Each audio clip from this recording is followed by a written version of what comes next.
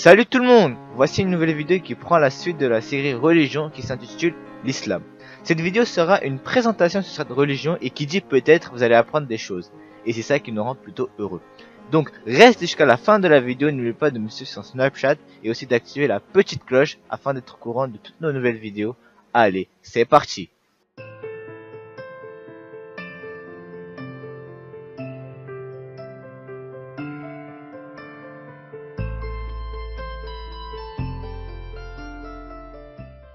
Avant de commencer, il faut déjà savoir c'est quoi une religion.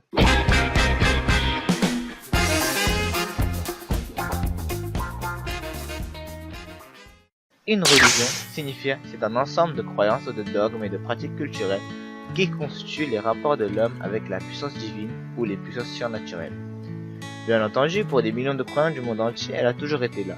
Malgré les prédictions du XXe siècle, les partisans convaincus de la laïcité est en dépit des déclarations plus agressives du XXIe siècle des prétendus nouveaux athées. Les croyances et les pratiques religieuses continuent à s'épanouir. Pas étonnant, elles sont tellement variées et passionnantes, voire fascinantes.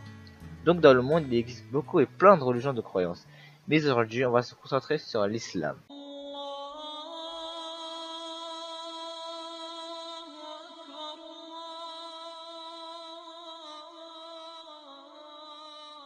Mais culture de regarde, c'est quoi l'islam? En effet, la question que s'est tous posée, c'est qu'est-ce qu'est l'islam?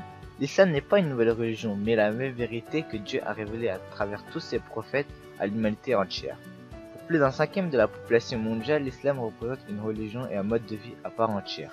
Les musulmans suivent une religion de paix, miséricorde et de pardon et la majorité n'a rien à voir avec les événements très graves qu'on associe à leur foi. Ce fondement est le Coran, livre saint et l'enregistrement exact des paroles révélées par Dieu à travers Gabriel au prophète Mohammed. Il fut mémorisé par Mohammed puis dicté à travers ses compagnons et écrit par ses scribes qu'il devait faire durant toute sa vie. Pas un seul mot des 114 chapitres appelés sourates n'a été modifié à travers les siècles. Il reste dans le moindre détail le texte unique et miraculeux révélé au prophète Mohammed il y a 14 siècles. Tu parles tout le temps de ce personnage, mais au juste qui est Mohamed? Tout d'abord, Mohammed, c'est un personnage qui est né à Makkah dans les années 579 après JC, à une époque où le christianisme n'était pas encore complètement établi en Europe. Son père mourut avant sa naissance et sa mère peu de temps après. Il fut élevé par son oncle dans la tribu de Quraysh. En grandissant, il devint connu pour sa loyauté, sa sincérité et sa générosité, et on allait le trouver pour qu'il règle des différents problèmes. Les historiens le décrivent comme calme et méditatif. Mohammed était d'une nature profondément religieuse et avait depuis longtemps détesté la décadence de sa société. Il prit pour habitude de se retirer pour méditer dans la caverne au sommet de Jabal al-Nour, la montagne de la lumière, près de Makkah. Mais on sait tous que c'est le dernier messager et le dernier prophète de Dieu, mais comment le devint-il? À l'âge de 40 ans, pendant une de ses retraites spirituelles, Mohammed reçut sa première révélation de Dieu par l'ange Gabriel. Cette révélation qui continua pendant 23 ans est connue sous le nom de Coran. Aussitôt qu'il commença à réciter les paroles qu'il avait entendues de Gabriel et à prêcher les vérités de Dieu qu'il a révélées, lui et son petit groupe de partisans souffrirent amèrement de persécutions. Elle atteignit une telle intensité qu'en 662, Dieu leur donna l'ordre d'émigrer. Cet événement, qu'on appelle l'hégire, l'émigration, marque le début du calendrier musulman. Ils laissèrent donc la Mecque pour la ville de Médine.